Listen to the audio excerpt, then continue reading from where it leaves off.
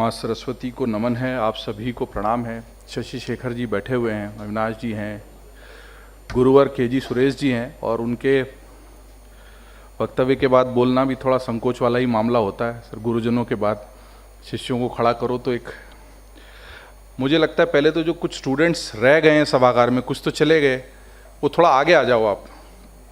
ये बीच की खाली कुर्सियां भर दीजिए अगर बात करनी है तो।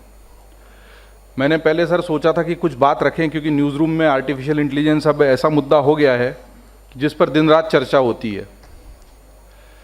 यहाँ आके जब मैंने जो स्थिति देखी तो मुझे लगा कि बात ही कर ली जाए तो ज़्यादा अच्छा है। भाषण का तो कोई मतलब नहीं है। यहाँ जितने लोग बैठे हैं तो आप में से कुछ लोगों को अगर ये जानना हो कि आपके करियर पर इसका क्या प्रभाव पड़ेगा तो आप पूछ सकते हैं। मैं तो अपनी बात करने आया हूँ, अपनी बात करके चला जाऊँगा।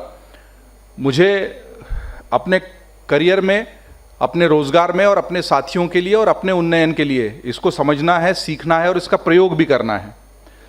आप लोग जो स्टूडेंट्स हैं या कोई जो बैठे हैं सामने, उनमें से किसी के जहन में कोई सवाल हो तो आप हाथ उठा सकते हैं, मैं उसका जवाब तुरंत देने का प्रयत्न करूंगा। मुझे लगता है कि ये विषय ऐसा है और जिस तरह का अभी सभागार में उपस्थिति है, इसमें कोई एकालाप या भाषण की बहुत गुंजाइश है नहीं।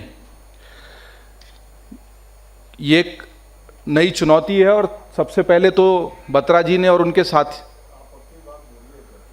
ठीक है सर मैं बोलूँगा। एक तो बत्रा जी और उनके साथियों ने जो विषय रखा है ना सर, आर्टिफिशियल इंटेलिजेंस का माया जाल। अब माया जाल शब्द सुनते ही नेगेटिव टोनालिटी तो आ ही जाती है। मायावी तो वही चीज़ है जो आपको फंसाना चाहती है, आपको बहकाना चाहती है, भ्रम है, सच नहीं है और तथ्य नहीं है। और पिछले लगभग 25-26 सालों से डिजिटल प्रकाशन से जुड़ने और डिजिटल की दुनिया से लगातार संपर्क में रहने के आधार पर मैं ये कह सकता हूं कि ये मायाजाल का प्रयोग यहां पर इसके साथ अनुचित है।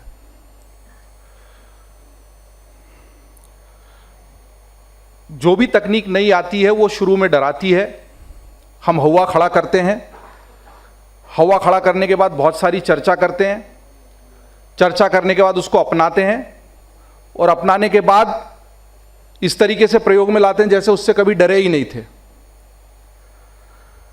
और ये एक चक्र है जो हमने हमेशा से चलाया है। और सर अभी उदाहरण दे ही रहे थे और हम सब ने देखा भी है कि कैसे राजीव गांधी और सैम पित्रोदा, आपने नाम नहीं लिए सर, हम तो पत्रकार लोग हैं और इसमें कोई ऐसी गोपनीय सूचना भी नहीं है जिसको छुपा कर रखा जाए।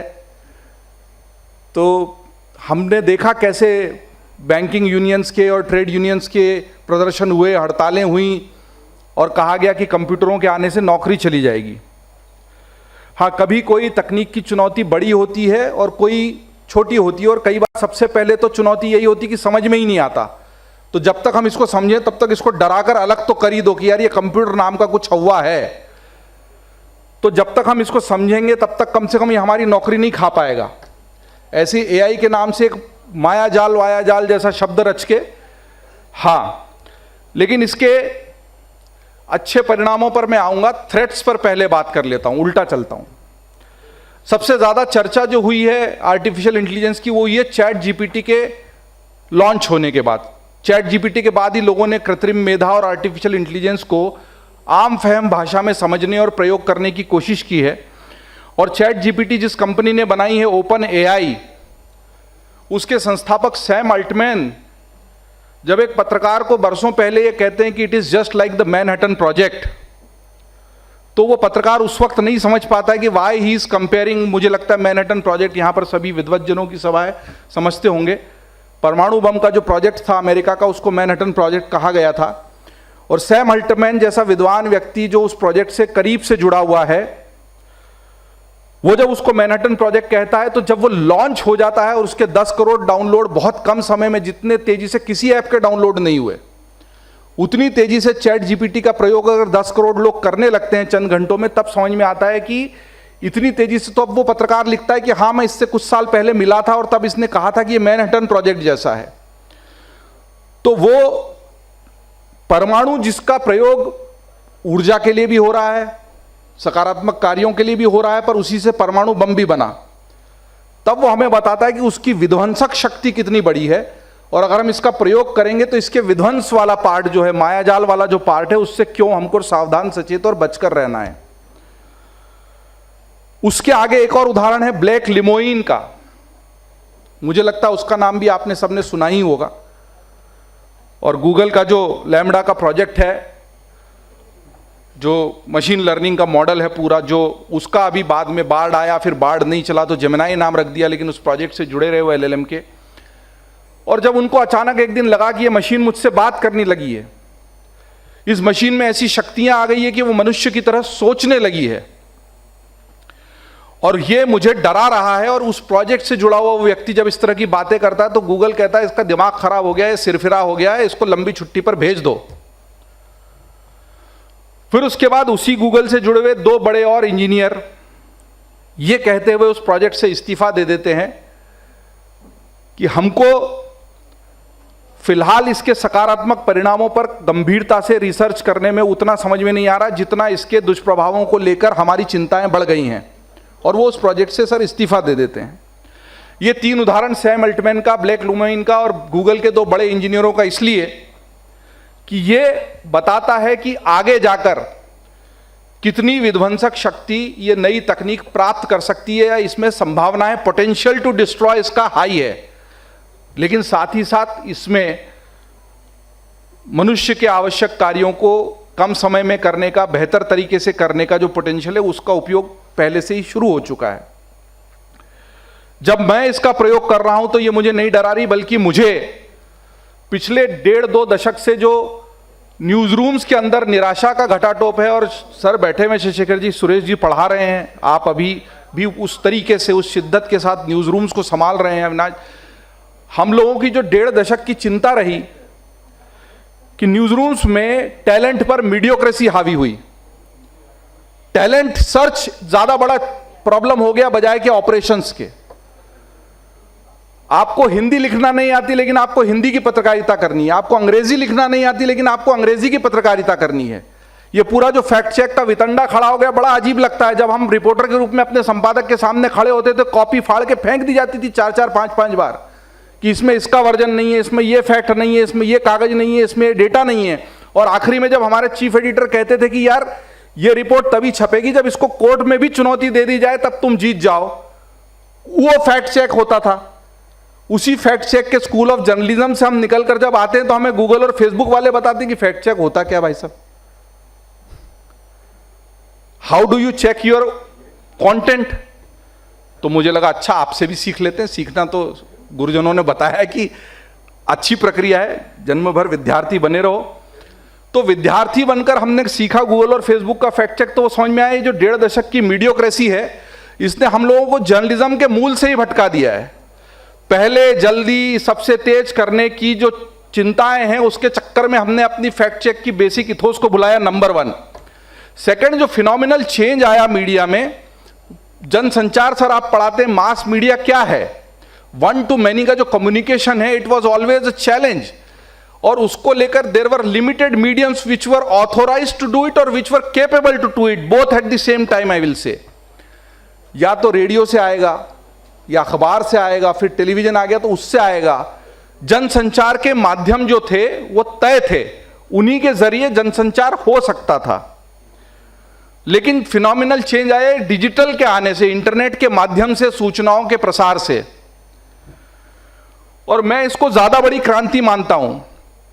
एआई आगे जाकर क्या और करेगा, क्या नहीं करेगा, कैसे रूप लेगा, ये मुझे नहीं पता। लेकिन मैं मानता हूं कि टिम बर्नर्स-ली ने जो वर्ल्ड वाइड वेब को रचा, वो आग के और पहिए के आविष्कार की तरह ही मनुष्य की यात्रा में जो इवोल्यूशन है हमारा, उसमें उतना ही बड़ा और उतना ही क्रांतिकारी आविष्कार था, क्योंकि उसने हमारे सोचने, जीने के तरीकों को बदल दिया और कई कई अंगों को तो इस तरीके से प्रभावित किया कि 96-97 से इस इंटरनेट का प्रादुर्भाव हो गया। 95 में तो साइट्स आना शुरू हो गई, 99 में हिंदी की वेबसाइट्स आ गई, 2001 में ई पेपर आ गए ऑनलाइन। आगे इंटरनेट पर जो उसके प्रयोग हो सकते थे वो सारे होने शुरू हो गए, और 2008 में आईटी मिनिस्टर को समझ में आता है कि इसको लेकर रूल बनाना पड़ेगा, क्योंकि पता ही नहीं था हुआ क्या है। फिनोमिनल चेंज तो यही था ना कि वन टू मैनी में जो कम्युनिकेशन था वो संस्थाओं के हाथ से निकलकर व्यक्तियों के हाथ में कब चला गया आपको पता ही नहीं चला। इतना बड़ा विशाल समुंदर वो फैलकर बन गया कई नदियों को मिलाकर, और आप कह रहे हैं कि अब हम बांध बनाएंगे। बांध तो नदी पर बन सकता भाई साहब, समंदर पे तो बन नहीं सकता। अब तो वो समंदर हिलोरे ले रहा है और उसमें जो सुनामी आ रही है वो आपको ध्वस्त करती जा रही है, तब आप जाग रहे हैं कि इस इंटरनेट मीडियम ने किया क्या है। ये पृष्ठभूमि इसलिए कि हम एआई की जब बात कर रहे हैं तो आकर सिर पर खड़ा हो गया, चैट जीपीटी से बच्चे एप्लीकेशन लिख रहे हैं। हमारे साथी बैठे में अमर उजाला के एक ने बहुत ही बढ़िया छुट्टी का आवेदन लिखा। मैंने कहा यार इसकी तो इतनी अच्छी अंग्रेजी है नहीं, पूछो इससे। बोले हाँ सर चैट जीपीटी से लिखी है। तो व्यवहार में इतना अधिक प्रयोग होने के बाद हम जब इस पर चर्चा कर रहे हैं तो मैं दो ही बातें कहूंगा, मायाजाल नहीं है। 1.5 दशक की जो मीडियोक्रेसी थी उसको कोई अगर रिप्लेस कर सकता है वो टेक्निक, और चुनौती यह है कि अगर आज भी आप उसी मीडियोक्रेसी से चिपके रहे कि लिखना नहीं आता, पढ़ना नहीं आता, तथ्य नहीं जांचना है, पर सिर्फ टीवी के कैमरे के सामने खड़े होकर अपने आप को पत्रकार कहलाना है, तो जाग जाइए। Machine will do what you are suppose to do, because excellence will always prevail, and if you do not stick to excellence there will be ways which will bypass you and you will remain where you are. I hope I am not wrong sir. मनुष्य की प्रवृत्ति है कि जो काम वो बहुत समय में करता है उसको कम समय में करने के लिए स्वयं को चुनौती देता रहता है। वॉशिंग मशीन आ गई, आप बटन दबाइए कपड़े धुल जाते हैं। कोई भी चीज जो आपके जीवन को आसान बनाती है आप तुरंत अडॉप्ट करते हैं। अगर ऐसा नहीं होता तो करोड़ों के व्हाट्सएप के डाउनलोड आपके पास नहीं होते। क्यों है? आपके कम्युनिकेशन को पावरफुल बनाया है ना। कहां तो आप वो इनलैंड लेटर और पोस्ट कार्ड भेजते थे और इंतजार करते थे पहुंच जाए, और कहां मैं पत्र संपादक के नाम लेकर ढेर बैठा होता था बंडल कि इसमें से खत छांटने और खत छापने हैं मुझे। और वहां पर एक माध्यम है जिस पर ऑडियो भी है, वीडियो भी है, टेक्स्ट भी है, मेरे स्कूल के दोस्त भी हैं, मेरे कॉलेज के दोस्त भी हैं, मेरे अखबार का भी मीडिया समूह है, मेरे आपके लाइफ को आसान बनाया ना उसने। आप उसकी आलोचना बाद में करोगे, अडॉप्ट पहले करोगे कि मैं उससे पीछे नहीं रहा हूं। फोमो जो है ना, फोमो से ज्यादा पहले हावी हो जाता, फियर ऑफ मिसिंग आउट, और इसीलिए एआई को भी उसी तरीके से अपनाया गया है। चुनौती उन लोगों के लिए है जो सोचते हैं कि हम जो काम करते हैं वही काम जिंदगी भर करते रहकर हमारी रोजी चल जाएगी, रोजगार चल जाएगा और हम उसी तरीके से अपना जीवन यापन कर लेंगे। जब तक हम एक्सीलेंस की तरफ, अच्छाई की तरफ, बेहतरी की तरफ नहीं बढ़ेंगे ऐसा नहीं हो पाएगा। अगर कोई कॉपी को रिडिफाइन करने में, एडिट करने में, संदर्भ जुटाने में मुझे वक्त लगता था और आज नहीं लग रहा है तो मैं उसको अडॉप्ट करूंगा। आज से लगभग 20 साल पहले जब मुझे कहा जाता था कि संपादकीय लिखना, आज तुम्हारा संपादकीय जाएगा, तो मैं 11, 12, 1 बजे की बजाय 9:30, 10 बजे दफ्तर पहुंचता था। तब से लेकर 1, 1:30 बजे तक मुझे उस विषय पर लाइब्रेरी में जाकर जो सारी फाइलें उनको खंगालना होता था, उनको टैग करना होता था, रेफरेंस लिखने होते थे। तब 3:30, 4 बजे पेज छूटने से पहले मेरे सीनियर के पास कॉपी जाती थी, चेक होती थी, पहले एडिशन के लिए एडिट पेज तैयार होता था सर। आज वो मुझे क्लिक ऑफ बटन पे इंफॉर्मेशन मिलता है, रेफरेंस मिलता है, उसको चेक करने की तकनीक है, तो मैं नहीं 3 घंटे लगाऊंगा ना उसके ऊपर। If it is making my life easy I will adopt it, but at the same time if there is a threat we have to be aware. और थ्रेट किस तरह का है? अचानक एक वीडियो हमारे सामने आ जाता है जिसमें होता है कि पेंटागन पर हमला हो गया। 9/11 के बाद तो कभी कोई इतनी बड़ी घटना सुनी ही नहीं। मैंने कहा कहां हो गया भाई, कैसे हो गया? ब्रेकिंग बैनर हेडलाइंस 1-2 चैनलों पर देख ली। मैंने कहा यार पेंटागन पर हमला तो कोई बहुत मामूली बात है नहीं, ये तो कुछ बहुत बड़ी घटना हो गई। कहाँ है सर? Video video video. मैंने कहा कहाँ है भाई वीडियो, दिखाओ। तो देखा ट्विटर पर एक वीडियो जिसमें दिख रहा है कि पेंटागन के पास एक धमाका हो गया। मैंने कहा ये तो बहुत बड़ी घटना, कैसे हो गया? CNN खोला सन्नाटा, BBC खोला सन्नाटा, कहीं कुछ दिखाई। ये अलार्म बेल है क्या टाइम पूरा होने की?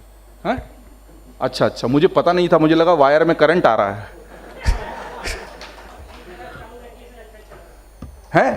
नहीं, ये सिर पे खड़े हैं भाई साहब। इनको 2 मिनट में खत्म कर देते हैं। इसी घटना से मैं पूरा कर देता हूं, पता भी लग जाएगा कि ये मायाजाल क्यों है। CNN पर कुछ नहीं था, BBC पर कुछ नहीं था, कहीं कुछ नहीं था। हम कुछ देर रुके, उस न्यूज़ पर ठहरे, कुछ जगह ब्रेकिंग चल गई, कुछ लोग जो सावधान थे वहाँ नहीं चली। बहुत बाद में जाकर ट्विटर पर ही थ्रेड मिला कि किसी ने ये AI से वीडियो जनरेट कर दिया है जिसमें बाकायदा पेंटागन के सामने धमाका होता हुआ दिखा दिया गया है। और कोई समय, जैसे मैं पहले अपने न्यूज़ रूम से कहता था कि भाई ये खबर चलाई क्यों नहीं अभी तक, कि सर अपने संवाददाता से नहीं आई, अपने ब्यूरो से नहीं आई, अपने एडिशन ने कंफर्म नहीं किया। मैंने कहा साला टीवी पे दिख रहा है कि लाठी चल रही, तेरे को काहे का कन्फर्मेशन चाहिए यार? अब मुझे कहना पड़ेगा चाहे टीवी पे चल जाए, वीडियो दिख जाए, जब तक फैक्ट चेक नहीं हो जाए, जमीन से जानकारी नहीं आ जाए, मत चलाना। ये एआई का थ्रेट है। तो एक लेयर का आपको अपना विजिलेंस, अपनी अलर्टनेस और बढ़ानी पड़ेगी। इस तरह की और भी चुनौतियां आएंगी। मुझे लगता है सैम अल्टमैन ने अगर तब मैनहट्टन प्रोजेक्ट कहा था तो इसके और इससे भी बड़े खतरे हैं। कुछ हमने जो आप कह रहे हैं मॉर्फिंग तो होती रही सर, मॉर्फिंग की फास्ट टेक्निक और इतनी क्लोज टू रियल वाली आ गई आवाज, मेरी आवाज में कोई आपको फोन कर सकता है। I don't think these are the threats because of which Sam Altman called it a Manhattan project. Probably there is much more to it. We'll wait for the times to come, but हम उससे डर कर नहीं जी सकते। उसको अपनाकर, उसकी चुनौतियों को, उसकी गंभीरता को समझकर, परमाणु बम सबको पता है कितना खतरनाक है, हिरोशिमा नागासाकी में हो गया, लेकिन उसके बाद सबने बना लिए पर एक दूसरे पर गिरने नहीं देते। ऐसे ही बैलेंस ऑफ पावर बनता है। ऐसी टेक्नोलॉजी के जो दुष्प्रभाव हैं उनसे दूर रहकर कैसे अपना सकते हैं, और जो जर्नलिज्म से जुड़े हुए लोग हैं वो समझ लें कि कोई काम आसान हो सकता है तो किया जाएगा, या तो आप अपने आप को उसके साथ अडॉप्ट कर लीजिए या फिर उस चलन से बाहर हो जाइए। बहुत बहुत धन्यवाद। जय हिंद, जय भारत।